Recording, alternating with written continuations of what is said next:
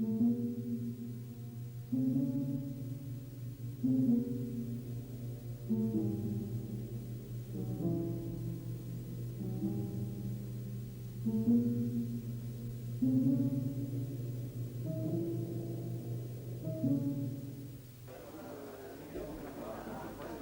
France, ce n'est pas la canicule, le ciel restera nuageux aujourd'hui sur la moitié nord, sur la moitié sud, la journée sera assez ensoleillée. Le chef de l'État est arrivé hier à Kiev dans une ambiance de kermesse, accueilli par les chants et les danses folkloriques. Le peloton du Tour de France a roulé hier à la trace de sénateurs, comme les jours précédents, et c'est le maillot jaune Rudy Alti qui a dû payer de sa personne à la fin de l'étape pour secouer un peu la torpeur de ses camarades. Demain soir, 229 trains feront les gares parisiennes. Ce sera la première vague des grands départs en vacances. Des statistiques officielles concernant l'écrit du baccalauréat ont été publiées hier pour les 13 académies de la zone nord.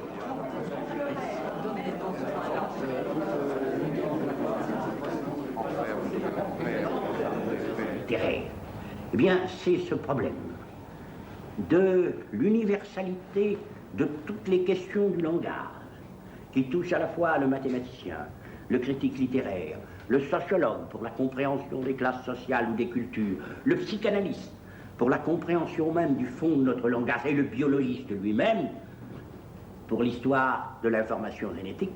C'est l'ensemble de ces problèmes que nous allons essayer d'aborder chacun à notre façon. Voilà, si vous voulez, un certain commencement sur lequel maintenant je vous demande d'apporter votre appui ou vos questions de spécialistes. Moi, le problème qui me préoccupe le plus, c'est celui de comprendre pourquoi le langage est devenu une question centrale pour beaucoup de disciplines qui jusqu'ici ne le voyaient que latéralement ou souvent le considéraient comme un de leurs instruments qui était donné comme tel et dont ils se servaient sans jamais se poser de problème à son égard. Et je crois qu'il est très significatif que pour faire comprendre enfin, ce que c'est qu'un code, vous ayez été obligé d'employer un exemple finalement aussi compliqué que celui d'un télégramme chiffré. Oui. En réalité, le problème central à mes yeux est que tout langage, y compris ce langage quotidien que nous nous donnons par présupposé comme compris, est préalablement codé. Et en fait, l'expérience par exemple de l'ethnologue nous rappelle que, si je puis employer une expression de philosophe, le malentendu est d'essence, enfin, et que la compréhension n'est qu'un cas particulier parmi toutes les situations de malentendu. Par exemple, il suffit de s'être trouvé en présence d'une culture différente de la sienne pour voir que tout ce qui va de soi dans sa propre société devient immédiatement inintelligible et pose autant de questions que le télégramme le plus parfaitement chiffré. Et en fait, on pourrait définir une des tâches fondamentales de l'ethnologie actuelle comme tâche de déchiffrement. Il s'agit de découvrir le chiffre dans lequel des réalités sont immédiatement chiffrées. Ce qui distingue la situation dans laquelle nous sommes, c'est-à-dire la situation d'existence dans un monde familier, de la situation de l'ethnologue, c'est que dans le monde familier, nous avons immédiatement le chiffre que dans le cas qu'en présence d'une société différente, nous avons à réinventer, à redécouvrir. Et je pense que certaines théories que je considère comme relativement illusoires reposent sur cette illusion d'avoir immédiatement le chiffre. Et je pense par exemple que les fameux développements sur la communication des consciences devraient être remplacés par des développements sur la communication des inconscients. En fait, si nous communiquons, c'est par la médiation, par l'intermédiaire de cet inconscient que nos apprentissages ont déposé en nous. Par exemple, la langue, qui est cette sorte de troisième interlocuteur qui est présent lorsque nous nous comprenons en apparence de façon immédiate. Et en fait, nous ne nous comprenons jamais en nous regardant dans les yeux, nous nous comprenons toujours par l'intermédiaire de ce code, enfin, qui rend possible la communication. Et en fait, me semble-t-il, se comprendre, c'est associer le même sens aux mêmes mots et les mêmes mots au même sens. Oui, dans cet intérêt universel et peut-être même un petit peu exagéré, enfin qui tient de la vogue actuellement, porté au problème du langage, il est évident que le psychanalyste, lui, se trouve dans une situation un peu particulière. Il se trouve dans une situation particulière parce que, finalement, on peut dire qu'il est un des promoteurs, enfin, je parle du psychanalyste après tout, c'est Freud, le psychanalyste initiateur. C'est évidemment Freud, un des initiateurs de cet intérêt porté sur les problèmes du langage. Il est certain que la psychanalyse a été au point de départ de cet intérêt. C'est dans le langage, dans l'expression du symptôme, dans l'expression du rêve, que le psychanalyste a pour la première fois perçu quelque chose qui n'était pas dit directement, qui était dans l'inconscient, en somme, du sujet. Là, je reprends le terme que vous avez prononcé tout à l'heure, mais que je discuterai. Mais en même temps, le psychanalyste se trouve dans une situation un peu spéciale parce que ce langage, c'est un langage qui pose des problèmes tout à fait différents que, justement, ceux de la communication ou de la transmission d'un message. J'ai été tout à fait frappé par ce que vous avez dit en disant que le malentendu était au point de départ. Eh bien, la découverte de la psychanalyse, c'est d'une part, bien sûr, que le sujet parle à chaque instant et dans 1000 choses dans lesquelles, d'habitude, nous ne voyions pas une expression, mais qu'en même temps, il est sans cesse dans le malentendu. Il est dans le malentendu par rapport aux autres, c'est évident, mais il est également dans le malentendu par rapport à lui-même. Au point qu'on pourrait dire que ce que la psychanalyse a découvert, c'est un langage dans lequel le sujet lui-même ne se comprend pas. Je voudrais justifier l'emploi que j'ai fait tout à l'heure d'un exemple tout à fait clair par rapport auquel Bourdieu et Laplanche, je peux bien les appeler ainsi puisque ce sont mes élèves, Bourdieu et Laplanche m'ont fait remarquer qu'il y avait quelque chose de plus profond et un malentendu plus obscur que celui d'un message chiffré envoyé par l'un d'entre vous à un autre camarade avec le petit canular, la petite plaisanterie que la poste ne puisse pas comprendre et que par conséquent on s'entende entre soi.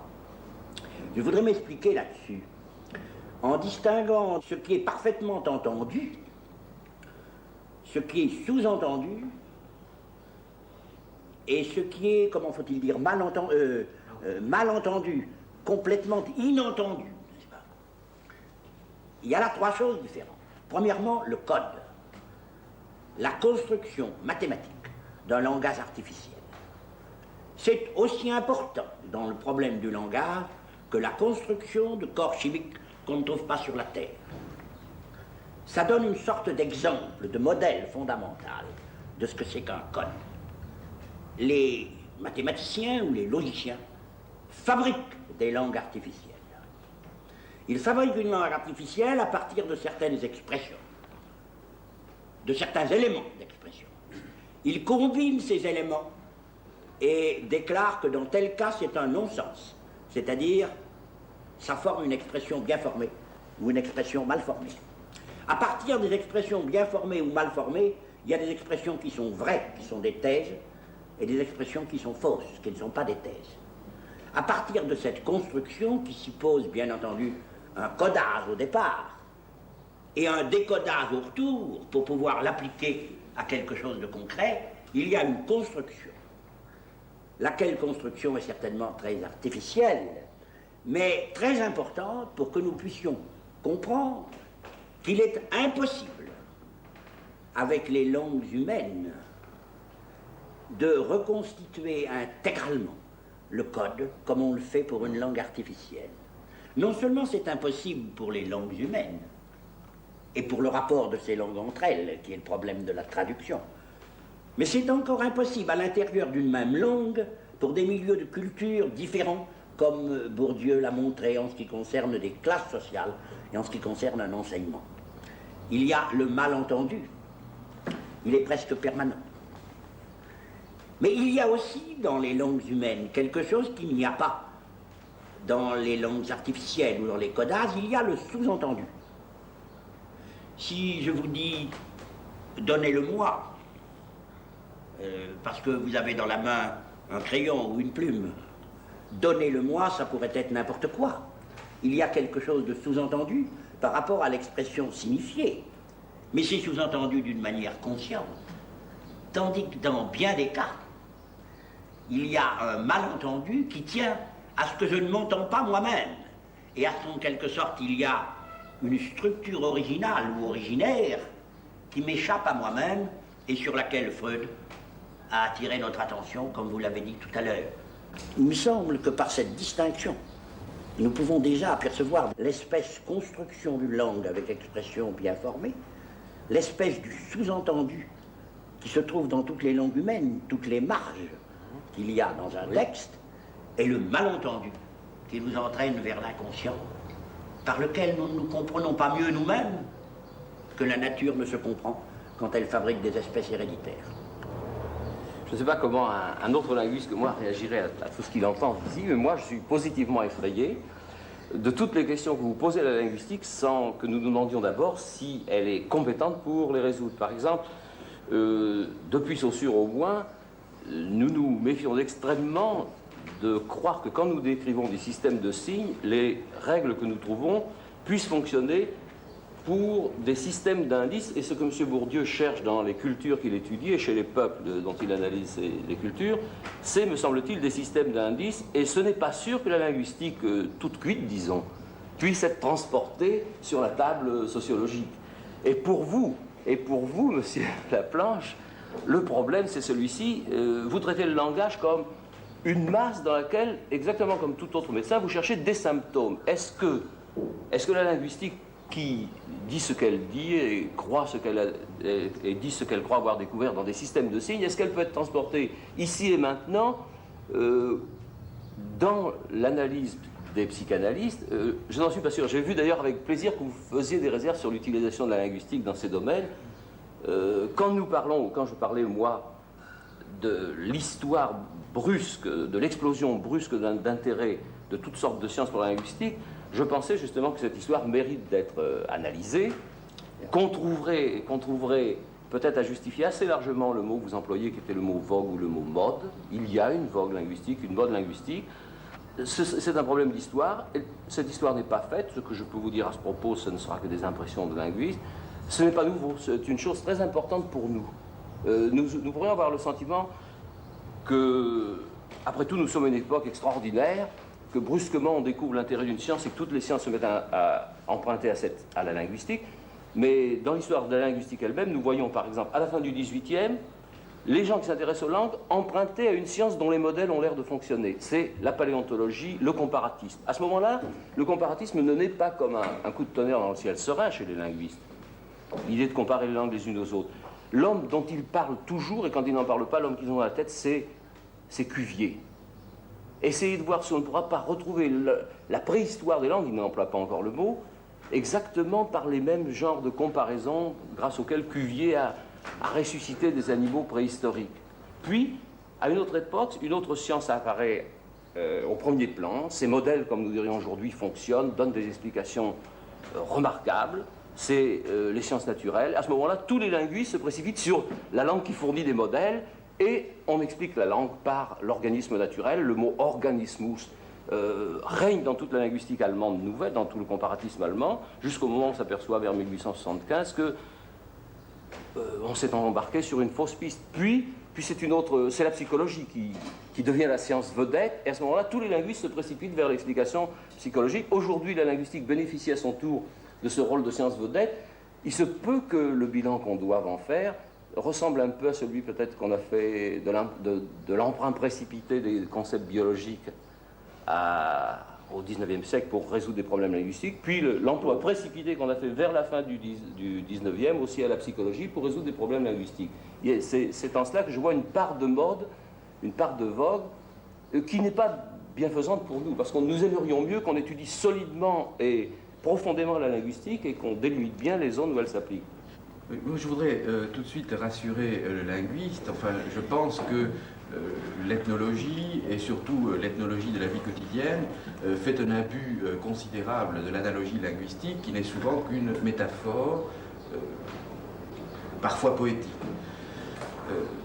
il me semble que ce qui est important, c'est de retenir ce qui est le postulat fondamental des sciences de l'homme, c'est-à-dire le postulat d'intelligibilité.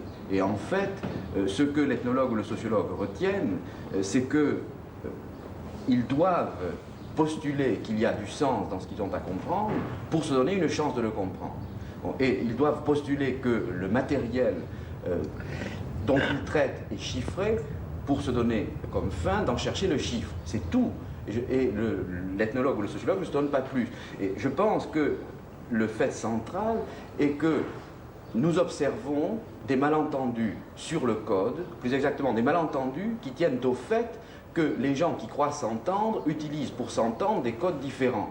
Bon, je pense que ce que nous appelons l'ethnocentrisme, c'est-à-dire le fait de ramener les comportements, d'interpréter les comportements d'une autre culture par référence au code qui est celui de notre culture, l'ethnocentrisme est une illustration parfaite de cette illusion de l'absence de code qui est en fait la racine du malentendu. Et je pense de même qu'il y a un ethnocentrisme de classe, enfin, qui porte les individus dotés de la culture savante, de la culture cultivée, bon, à croire que cette culture est donnée à tous et que, du même coup, leur parole est immédiatement intelligible de tous.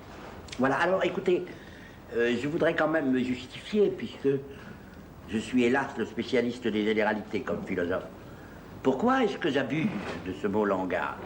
Tout simplement, vous venez de dire qu'il faut vous accorder le postulat d'intelligibilité, c'est-à-dire le postulat de la recherche d'un sens. Et moi, je suis bien obligé comme philosophe de dire que je ne peux parler de sens, de langage, qu'en en parlant. Et que le langage est en quelque sorte l'instrument universel, et que même une raison qui échapperait au langage, je dis ça, c'est un irréel, elle n'échappe pas au langage, car pour parler du langage, il faut encore le langage, de telle sorte que nous sommes ici au centre de tous les problèmes. Et s'il y a des métaphores poétiques, disiez-vous, ou en tout cas s'il y a des métaphores, des déplacements et des analogies qui sont risquées, c'est encore avec les moyens du langage que nous sommes amenés à les traduire. C'est mon instrument universel, je n'en ai pas d'autre. Oui. L'expression linguistique et la pensée sont intimement liées, de telle sorte que je ne peux penser sur le langage qu'avec le langage et que je n'en sortirai jamais. Naturellement, il ne s'agit pas ici d'un langage codé, d'une information. C'est pour ça qu'on peut prendre comme exemple le télégramme que vous envoyez à quelqu'un avec un chiffre. Mais ça, vous le faites à partir de la langue que vous parlez, et de cette langue que vous parlez jusqu'en ses profondeurs, vous ne pouvez jamais décoller. C'est impossible. De telle sorte que je ne peux pas éviter de parler le langage du langage. Je ne peux pas en parler d'autre. Quand même, on peut y réfléchir au lieu de croire, comme les gens qui sont bien portants, que la bonne santé ne s'étudie pas. Mais le danger, c'est que le langage nous est tellement immédiat que des gens qui ne diraient jamais un mot de médecine avant d'avoir au moins consulté un petit dictionnaire médical pensent que le langage étant aussi naturel que la respiration, ils peuvent parler du langage et peuvent le considérer comme un donné sur lequel il est inutile de réfléchir. Non, je suis bien loin de penser comme vous. Non, je suis bien loin de penser comme vous, puisque j'ai le sentiment, depuis que je m'efforce d'apprendre les diverses techniques du langage, de les apprendre, de me mettre au courant, je découvre que je parle avec des termes nouveaux, empruntés à la linguistique, et que je retrouve les mêmes problèmes que je retrouvais en philosophe avant d'en avoir pris conscience. Je voudrais un seul exemple. Pour parler d'une langue, il faut une métalangue. Pour parler d'un langage, il faut un métalangage. Eh bien, c'est le problème de la réflexion, croyez-moi. C'est le même. Mais nous pouvons l'exprimer sous une autre forme, et nous rencontrons avec le rapport de la langue et de la métalangue les mêmes problèmes philosophiques que les élèves rencontrent en Cagne ou en Hippocagne et dans leurs études philosophiques avec la réflexion et la valeur de la réflexion et les limites de la réflexion. Nous le rencontrons avec d'autres termes qui est le langage et le métalangage. Et notez bien que pour la langue courante, le métalangage c'est encore la langue. C'est la langue quotidienne qui est le métalangage de la langue. Votre spécialité, c'est d'ouvrir des gouffres à chaque phrase que vous prononcez. Et moi, tout à l'heure, vous je m'accusez voudrais de bien pas passer faire. entre ces gouffres. Allez. Et par exemple, le problème me préoccupe d'une manière beaucoup plus historique et moins philosophique. Nous sommes à une certaine époque donnée en France, en 66, où les gens ont découvert que beaucoup de problèmes passent par une connaissance plus exacte du langage. Quand je parlais, comme je l'ai fait il y a un instant, je voulais attirer l'attention pas sur les gens de notre âge qui ont fini, si on peut dire, leur éducation, bien qu'elle soit permanente pour chacun d'entre nous, mais sur ceux qui vont venir et qui vont avoir à résoudre les problèmes que nous posons. Nos élèves. Probablement. Et ils ont une chance, ils ont une très grande chance. En ce moment, tous les gens qui s'occupent du langage, ou presque, soyons pas méchants, mais soyons assez objectifs, ont dû court-circuiter le moment de leur formation linguistique. Ça n'existe pas dans le curriculum, la formation linguistique d'un Français. Il a donc fallu, chacun s'apercevant que c'était un instrument dont il n'avait pas le maniement, qu'il jette la main à droite, à gauche, attraper un peu de linguistique par-ci, beaucoup de linguistique par-là, se faire une espèce de syncrétisme rapide pour aborder ses propres problèmes. La génération qui va venir va avoir le temps d'absorber la linguistique comme on absorbe les mathématiques ou la statistique comme un instrument de travail qu'elle pourra après réemployer en psychanalyse, réemployer en sociologie, réemployer aussi en philosophie sans doute, si je suis impérialiste, vous me le direz tout à l'heure. C'est-à-dire qu'on peut maintenant se donner des connaissances linguistiques aussi solides que celles qu'on acquiert dans d'autres certificats purement universitaires et qui fournissent des instruments de travail que nous avons dû apprendre un peu de briques et de broc. Mais laquelle permettez, je vous interromps. Je me permets, alors, quelle est la linguistique qu'il faut que j'apprenne? Je ne suis pas du tout embarrassé pour répondre. Je crois que l'essentiel, c'est de commencer par n'en apprendre qu'une, d'une manière exhaustive et cohérente. À partir de ce terrain de décollage, on pourra juger les autres, on pourra critiquer celle dont on est parti. L'essentiel, c'est surtout, l'essentiel, à mes yeux de professeur de linguistique générale, c'est le syncrétisme au départ.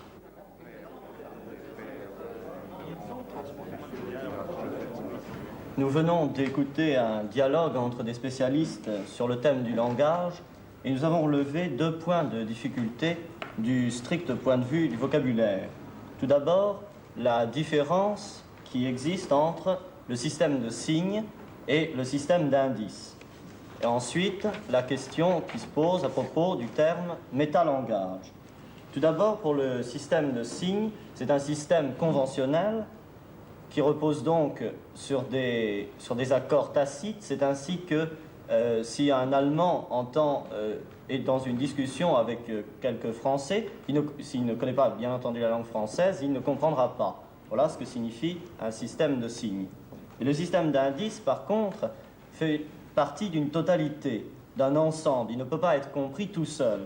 Ainsi, si l'on trouve la casquette d'un criminel, la casquette en soi n'a pas de valeur, on ne peut véritablement comprendre ce qu'elle est que si on peut l'intégrer dans un ensemble, à savoir relativement au criminel.